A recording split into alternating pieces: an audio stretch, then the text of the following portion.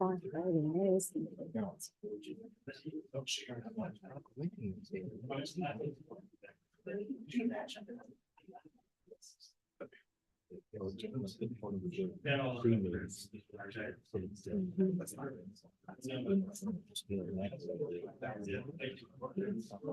said that twice now, this, Angela agreed.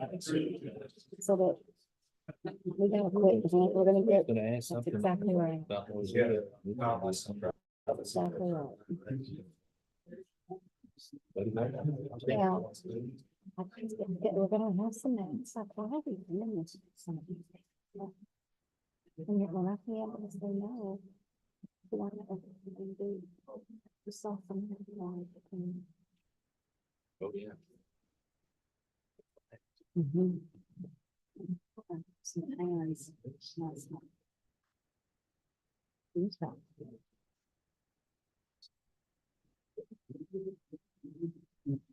just asked her that. Right.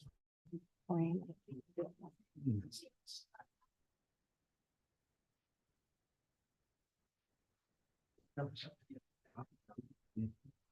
All right, it is 5:31. Before we get to call to order, we're going to do a pledge of allegiance led by Councilmember Daniel Bucher, the Texas pledge by Mr. Mike Rogers, and then I will lead us in the invocation. Pledge allegiance to the flag of the United States of America and to the republic for which it stands, one nation under God, indivisible, with liberty and justice for all. Texas flag. Honor the Texas flag. I pledge allegiance to thee, Texas, one state under God, one and indivisible. Join me in prayer. Dear Lord, we just thank you for this wonderful day. A little chilly in the morning, perfect in the afternoon. We're always critics of the weather that you give us, but we appreciate the rain, filling up the lakes and giving us nice spring weather.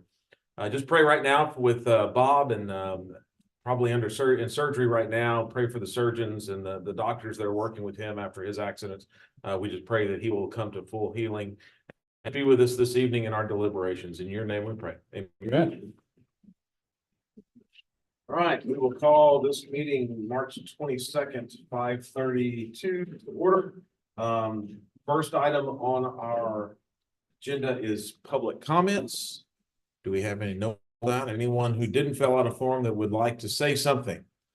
Positive, negative, something within 3 minutes. All right, there being none, we will go to the consent agenda. Items 3 through 7 can be enacted by one motion. I will read these before we either pull them or pass them. So the first one is approving the minutes of the March 12th, 24th city council meeting.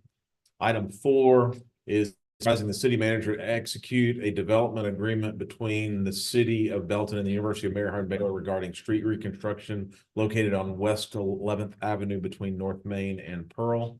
Item 5, authorizing change order number 1 to the contract for the CLA VAL for the citywide pressure reducing valve maintenance project. Item 6 is adopting a resolution authorizing the execution and delivery of addendum number 6 to the amended and restated water supply contract with Bell Water Control and Improvement District number 1 in connection with Belton's share of the Bell County Water Control and Improvement District number 1. WCID is a lot quicker to say. I have to say that. Water System Revenue Bonds Series 2024 for the expansion of existing water supply and treatment facilities at the Lake Belton Water Treatment Plant and modifications to the existing water supply and treatment facilities, the principal balance, which will not exceed $27,205,000. And item 7 is consider authorizing the city manager to execute a contract with Blue Skies Associations Limited for data migration services between the new police department records management system. Does anyone wish to pull any of these items? I'd like to pull item 7 for separate consideration. I move we approve items 3 through 6 as presented. Second. We have a motion and a second to approve items 3 through 6. All in favor, say aye. Aye. Those opposed? Passed unanimously. Item 7, Mr. Listy. Thank you, Mayor, members of the council. We need a little bit more time on this contract. Your Honor, we'd like to postpone this item to a future meeting to be determined. All right, the staff would like to postpone this to a future meeting. The chair. Make a motion to postpone item number 7. Second. Motion is second to postpone this item. Any discussion before we vote? There being no discussion, all in favor say aye. Aye. Those opposed? Passes unanimously. Item 8, hold a public hearing and consider a zoning change from commercial highway to single family 3 with conservation revitalization overlay, SF3 with CR overlay on approximately 0.1430 acres located at 401 West Avenue J. Ms. Tina. Thank you, Mr. Mayor. Hello, everyone. Hope you guys are having a good day so far. For this application, the applicant intends to build a single-family detached home on this lot. This area was originally one of our first planned development in the city and was rezoned in 2002 to a commercial highway. The lot size is consistent with the single-family 3. It's under 7,000 square feet, and we recommended a zoning change to allow for the CR overlay because the surrounding neighborhood has that overlay as well. That allows for the use of a mobile home, modular, duplex, or single-family home. If this is favorably recommended, we will contact the adjacent property owners to look at a city-initiated zoning change from the commercial highway to a similar zoning, single-family 3 with the CR overlay. Here is that area. It is south of the standpipe. And again, these are developed as a single-family detached neighborhood. They were, again, rezoned to commercial highway. This is the lot in question that the applicant wants to develop a detached home on. The future land use map shows this as a commercial center, commercial corridor. The Planning and Zoning Commission heard this item at their meeting on the 19th and recommended approval of the requested zoning change. The applicant is here. Should you have any questions for them, and I'll be happy to answer any questions. They are the Dominguez family. Thank you. All right, this being a public hearing, we will close the council deliberations and open the floor to public comments. If anyone wishes to speak for or against this item, here's your opportunity to 3 minutes of fame.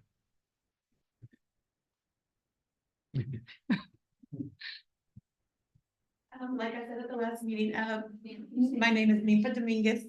My husband and I, we have 2 sons. Oldest one is 16. Pretty soon, like I said last meeting, he's going to be 18 pretty soon, and we just kind of want to have something up and ready for him when he's ready to go. I won't be ready for him to go, but No, it doesn't sound. we just something up and ready for him in the future, and it's just the perfect size for him, I think, and that's all we want to do. Thank you. Thank you. Any other comments? There being no more public comments, we will close the public hearing and consider the zoning change from commercial highway to single family with the CR overlay. Any comments or questions, or the chair will entertain a motion? I think it's fine. I do think it's worth looking at the other properties there along Avenue J. I know from the real estate business,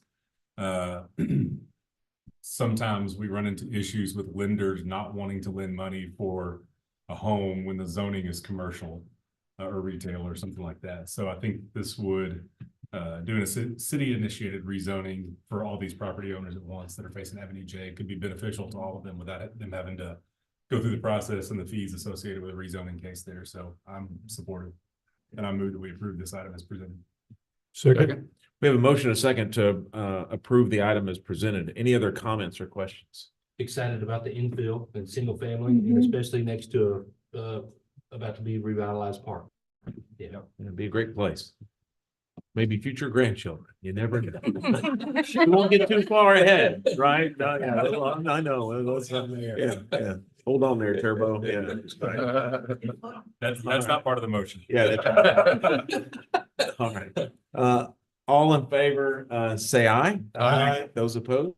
Passes unanimously. Well, congratulations. Good luck.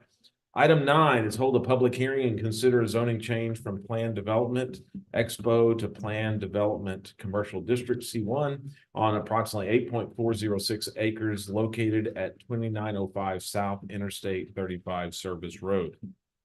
Christina. And thank you, Mr. Mayor. The applicant intends to expand an existing RV park. There's currently 80 lots, and they plan to add additional 42 more units to 122. There was a little minor mistake in the staff report.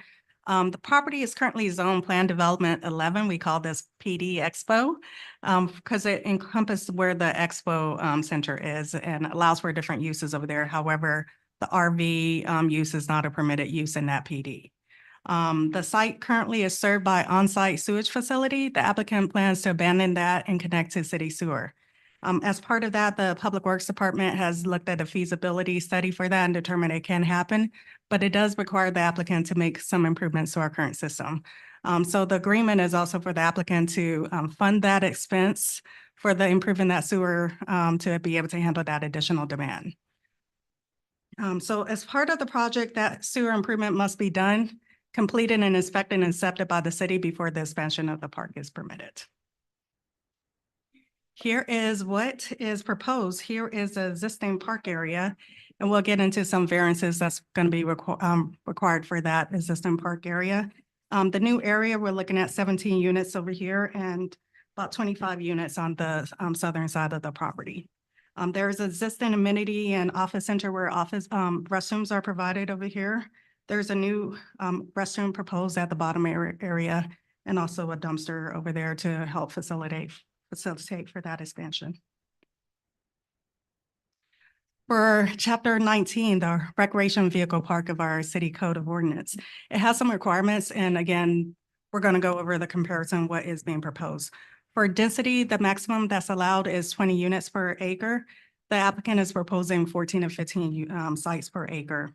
For the minimum size of the RV spaces, what's required 1,500 square feet, 30 feet width. The applicant's existing area does not meet that requirement. They are approximately 1,400, 27-foot wide area. All of the new spaces complies with our standard. There's a requirement for parkland, 8%. What's already available there is that 8% meets what's required. For restrooms, they're required to have so many restrooms for 20 RV spaces and a shower for every 30. What they have meets our requirements. There's 6 toilets and lavatories provided. 4 showers are also provided.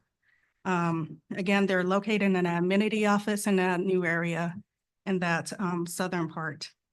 For the minimum street width, what's required is 20. The existing park has anywhere from 12 to 15 feet, and the new area will meet our requirement for that. So they're asking for a variance for that width. Screening, what's being proposed during our planning and zoning meeting, we discussed an 8-foot tall fence, and they're proposing that. The existing part has a chain link fence with vegetation that's closer to the expo, and they're asking for that to remain. Refuse, what our code requires, 1 every 300 feet away from the RV sites. The existing site, there are some within 460, so they're asking for a variance for that. The new areas will comply with that distance requirement.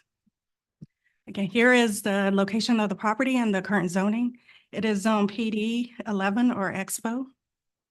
And surrounding property are also zoned that same similar zoning. Here's a view of what's currently existing of that site. This was developed, I want to say, in the 70s prior to our zoning and annexation of this area. The future land use map shows this as a commercial corridor area. The Planning and Zoning Commission heard this item at their meeting on March 19th and recommended approval of the zoning change. The use of the property shall conform to the Commercial 1 district, and an RV park is a permitted use in this area. With this amendment, all necessary sewer improvement must be funded and completed by the applicant. City inspections and acceptance of the improvements are required before the expansion of the park. Development should meet all the requirements of the RV standards in chapter 19 of our code of ordinances. There are variants to allow for the existing spaces at approximately 1,400 square feet, a variance to allow for the existing street width, a variance to allow for the 400 distance for the restroom facilities in the existing RV park, and a variance to allow for the refuse containers to be 460 feet from the existing RV spaces. Construction plans for the sewer improvements and expansion of the park is required. I'll be happy to answer any questions that you guys have, and the applicant and representatives are here should you have any questions for them as well. All right, being a public hearing, we will close the council deliberations and open the floor for public comments. If anyone wishes to speak for or against this item, now's the time. Welcome. Kendall Wimberly, 301 North Third Street, Temple, Texas, 76501. I'm with Turley Associates. We're helping the developers with this project. We've been working with the city for probably about a year now, working through this site plan that Tina described here. And we think we kind of came up with a good meeting point between with upgrading the sewer and keeping the existing somewhat clean, but also meeting in the middle with the city on a few things. So we just wanted to present this to the city. I think we have a good product here and we just wanted to bring it forward to y'all now. So thank you. If we'll have any questions, you can. Okay. Thank you. All right. Anyone else? All right, there being no other public comments, we'll close the public comment section on the floor and reconvene our deliberations. Comments, questions, or motions from thanks. Dana, would you go back up to the schematic and show us the entrances and exits to the park, both off, I think there's two that are off of the access road, southbound access road. Are there any other in and out of there through the expo parking lot or anything like that? Actually, the expo parking lot, there is an entrance from the rear of the property, but there is another road. This Falcon Road is another road that's onto that property that's accessible off of 35, and that allows for access onto the sites as well. The nearest exit off of I-35 is south of this location though, so and that's probably a good thing, frankly. It is, I'm sorry, yes, Mesquite Road entrance, there is another exit off of there that's way south of the site. So yes, sir, you are correct in that. There is just an entrance closer to where Loop 121 comes in over here. Other than that, there's no other connections, roadways except for this Falcon Ridge Road. And there's also another entrance that's north of here, where the expo has their major entrance that comes in and out of there, but that's north of here. I want to say right in this area. Okay. As well. I don't believe there is an exit on there. Or a connection to the hotel, but not to the. I think your aerial view showed a little bit better the surrounding. That one. Yeah. There you go. Right. You know, I don't know if you know the answer, but does the facility allow long-term rentals? And how's that handled?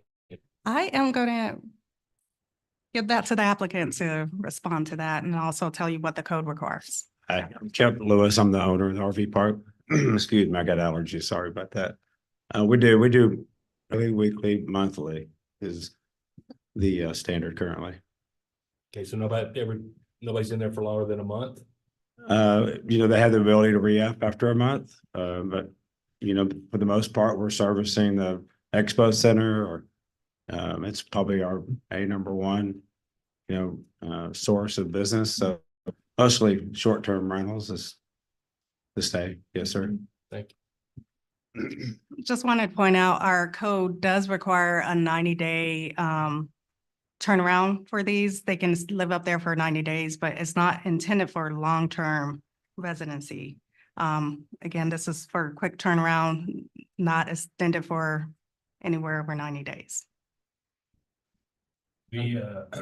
Sorry. Go ahead. The variance for the trash facilities is pretty substantial, going from 300 feet to 460 feet. Has there been any discussion about adding an extra dumpster to help close that gap for somebody to haul their trash? There is, but that area is pretty well developed. The newer areas have some new dumpster pads that are proposed where they can also use as well. Currently, I believe the one that they have is closer to actually they're all located on the corner over here. There's two of them that's currently sitting by the fence over there. That's where it is. But because of the road width, we didn't really want to add another dumpster and make that access a little bit more difficult, make it sure that it's accessible for fire and police departments. But also, I can ask the applicant if they have a response for that as well. 460 is kind of up there on the top left-hand corner of the screen. That's where the furthest point from up past, yeah, right up there. But I mean, we thought it would be less. I mean, we kind of met in the middle, and they haven't had any problems with the existing park as is, with any complaints about dumping trash. So we felt it was best to just keep it as is. That's kind of why we kept it that way. But I mean, All of the new area is gonna be within 300, but Yes. there's some areas that were. yes, just in the existing part is where all the variances are located. The new park will meet all requirements. Correct. The new park has new facilities. Here's one, and then the second one is located on the south part. So all of that would be within 300. Any other questions or comments? For me, the Falcon Ridge Drive, is that a semi-public, semi-private? What is that exactly? According to the plat, is a public road. Okay. So since part of it is gonna be across a public road and then required to have restrooms and showers, my assumption is because it's across a public road, that's a different plat. That is a different plat, and there is proposed restroom and shower in that area as well. Okay, because you said it was in the common, I thought what I saw was it was in the common area, so I was wondering if people were having to. No, there's also one proposed in that southern. Okay, okay. That's across the road, Golden Hotel. Yeah, well, that's exactly what I was, that's exactly right, yeah. I've exited Expo Center down that road. Yeah. Didn't want to surprise anybody. On the Entertainment at the end. Yeah, the last question I have, follow up with what John, so for those, while, I don't know, the majority of people are gonna be days to weeks and maybe a month. For those that do exceed 90 days, what is the policy?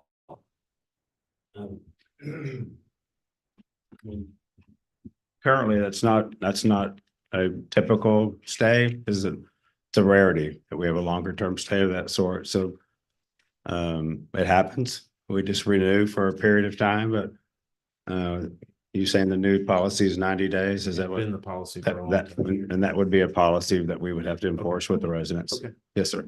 Okay, Thank you. thank you. Yes, sir. All right, any other comments or questions about the zoning? I'm excited about the project itself, having been in the tourism side of business and what limited RV sites we have in our community. And we've worked with you all for so long on the current site you have. So to see it expanding to meet a higher need and demand, I'm very excited about and would be honored to move approval if you're looking for that. Agenda item number 9 is presented. All right, we have a motion. Second. Motion is second to approve the zoning change from Planned Development Expo to PD Commercial District for this. Again, I'll echo what Stephanie says. I'm glad you guys are making the improvements there. It's been there a long time. You guys are making some necessary improvements and also adding, tying it into this sewer system, which I think is also good for that region. So again, congratulations. Thank you. Any other comments before we vote? All right, all in favor, say aye. Aye. Those opposed? All right, passes unanimously. Item 10 is hold a public hearing and consider a zoning change from single family 2 to planned development single family 3 on approximately 0.5592 acres located at 305, 307, and 309 East Avenue Q. Ms. Tina. Thank you, Mr. Mayor. I am not seeing the applicant for this, but can relay some of the information that he provided. This zoning change was requested by staff as we were reviewing the Samuel Davis subdivision plat. It subdivides 2 lots into 3 to accommodate for 3 existing homes. According to the applicant at that planning and zoning meeting, he made a deal with the city at the time to allow him to build the houses. And when he was getting ready to sell the property, he would come back and replat the property to accommodate for the 3. So hence why we're here. He's getting ready to retire and sell this property. For this, we're recommending a planned development, single family 3 to allow for some variations. For the single family 3, the width requirement is a 50-foot wide lot, and this is at 48.5. So we're asking for a minor reduction in that width requirement. The depth of the lot makes up for that. It's 167 feet deep. So it's over 8,000 square feet for the size of the lot. Also, we required a 5-foot right-of-way dedication. Therefore, the setback does not currently meet our requirements with that dedication. So we're asking for a reduction from 25 to 20 to allow for the existing homes that's there. So here is a look at is existing on the site with what is being proposed for the subdivision. Again, we requested a 5-foot right-of-way dedication up in the front, and therefore that 25-foot setback is now reduced to 20. Here is a current look at the zoning is zone single family 2, along with the other houses in the neighborhood. To the south is planned development for a low-income housing development. The future land use map shows this as a mixed-use center with residential. The Planning and Zoning Commission recommended approval of this zoning district. And again, this shall conform to the single family 3 requirements set for the 48.5 foot width is allowed and a 20-foot front yard setback is permitted. This also approval of the Samuel Davis replat. I'll be happy to answer any questions that you guys have on this one. All right, so this being a public hearing, we'll close the deliberations, open it to the floor. If anyone wishes to speak in favor or against. There being none, we'll close the public hearing and reconvene. And we will, any questions, comments, or motions? Item 10. Move to approve item 10 is presented. Second. Motion second to approve item 10. Before we do that, so we have 3 different addresses for one lot. 2 lots. 2 lots. Oh, 2 lots. Okay. Okay. It's 2 because there's 3 homes on it currently. Yeah. Okay, so I guess they go through the post office to get the number, or do they go? 911 curious. addressing, actually. I just learned about this recently. So it's through the county, not through the city? Actually, the city assigns is what's in the city. Oh. So we assigned it back in 2002 when the homes were being constructed. Okay, without going through, okay, I just kind of interesting. Yeah, how did we get here? Yeah, how do we get here and how do we not get there again? Again, the applicant said he made a bargain at the time. When he was ready to sell the property, he promised to come back and replat it. So One of those. 2002. Yeah, okay. All right. Same as first day on the job. First bargain. I have a deal for you. Yeah. All right. There being no other comments, questions. All in favor, say aye. Aye. Those opposed? All right, passes unanimously. Nice to get that cleaned up. Item 11, hold another public hearing and consider residential replat of Samuel Davis subdivision phase 2, lots 1, 2, and create 3 residential lots located at 305, 307, and 309 East Avenue Q on 0.5592 acres at the northwest corner of East Avenue Q and South Wall Street. This sounds familiar. Yeah, deja vu. All right, this is a subdivision plat for that zoning case. This is in the Belton CCN. The existing homes are connected to the city water and sewer. Access to all 3 lots are off of Avenue Q. Avenue Q is a local road. We required a 5-foot dedication. There's a 40-foot right of way width right now. Sidewalks are not required on local streets. This is a residential replat, so it does require a public hearing. Notices were sent out to property owners within 200 feet of the property. Received 1 that was a positive approval for the plat. So here is what's being proposed. Was 2 converting into 3. Planning and Zoning Commission heard this item and recommended approval of the plat. I'll be happy to answer questions that you guys have. All right, we'll make this quick. Open the public hearing. Close the public hearing. Reconvene. Any comments or questions? Move we approve agenda item number 11. Second. Motion is second to approve agenda item number 11. All in favor, say aye. Aye. Those opposed? All right. Item 12. More good infill. Yes, yeah, Very nice. absolutely. It's like John's. Well, and technically they did come and request fee after they did the construction. We didn't give them a time frame, so it's good. They fulfilled their obligation. That's right. Which is, Pat Patterson has been very helpful in low income housing in our community, so That's great. does a good job. Yeah, he does. All right, hold a public hearing and consider a zoning change from planned development retail, PDR, to amended development retail on approximately 0.775 acres located at 500 South Main Street. Okay, this is another deja vu project. This is for the Mi Pueblo restaurant. When the amendment to allow for the expansion of the restaurant was done in 2023, staff had requested that they access off of North Main. The applicant was a little hesitant and asked for maybe limited access.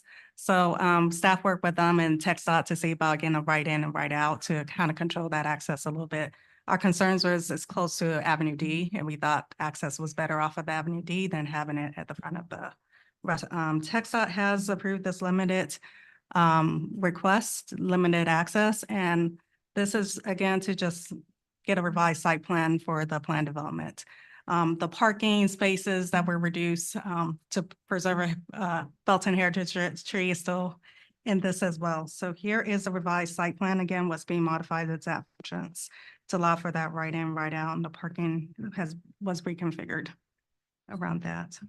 Here's a zoomed in look at that right in, right out. Here's an aerial view of what is currently there. And this is on PD retail. This on the future land use map as a mixed use center or commercial corridor.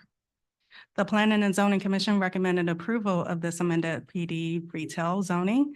The use of the property shall conform to the retail district. Again, it should match the site plan, the landscaping, and the tree preservation requirements. I'll be happy to answer any questions that you guys have, and the applicant's representative is here. Should you have any questions for Paulita? I apologize, I don't know your last name. Machuca. Should you have any questions for Paulita? All right, thank you. So we will open the floor for public comments on item number 12. Anyone wishes to speak in favor or against this item? There being no public comments, we will close the floor and reconvene to consider this item. Thank you to TxDOT for right in, right out. I move we approve the item. Second. Motion a second to approve item 12. Any other comments? Looking forward to it. Me Maybe it'll work too. better than the Walmart right in, right out. Yeah. All you gotta do is take out that sign and then go, we'll get it to go left anytime you want. All right, all in favor, say aye. Aye. Those opposed. All right, that's great. And lucky number 13, last on my list, is consider awarding a bid and authorizing the city manager to execute the construction contract for the standby generator project for City Hall, Water Department, and wastewater facilities, and any change orders associated with the contract not to exceed the amount authorized under state law. All right. Good evening, Mayor, Council. Appreciate the opportunity to speak to you about the generator project for Loop 121, City Hall, Water Barn, and the wastewater facilities. I'm going to go back to Winter Uri real quick, 2021. And back at that Best time, year ever. best year ever. You better believe it. With that storm, we kind of started making preparations for a couple of our vital facilities. Water Barn houses our SCADA, which everybody knows that's big communications with our water and sewer infrastructure and such. And also the City Hall with our server operations that serves for us. Then also legislative sessions came into place, Senate Bill number 3. Which implied the MPP Emergency Preparedness Plan. With that, it gave us a lot of insight to vital infrastructure and also critical load designation. Critical load designation is basically under Encore, to where if you're able to get under there, you need to get under there. It is kind of like hospitals, emergency rooms. Hopefully, you can keep power on. As stated below, Encore is not a guarantee to keep your lights on. So therefore, generators are a pretty big priority. With that said, we have 6 sites which are located on the map here, northern, southern, and a perimeter of our central section. We can go back to that if you like. Loop 121 is one of our big areas, I guess you could say, that's vital to us. It provides water to the southern section of our town. And with this new EP plan, it's regulated that we must keep adequate pressures for if we have an outage that lasts longer than 24 hours. And this is what this project will provide for us.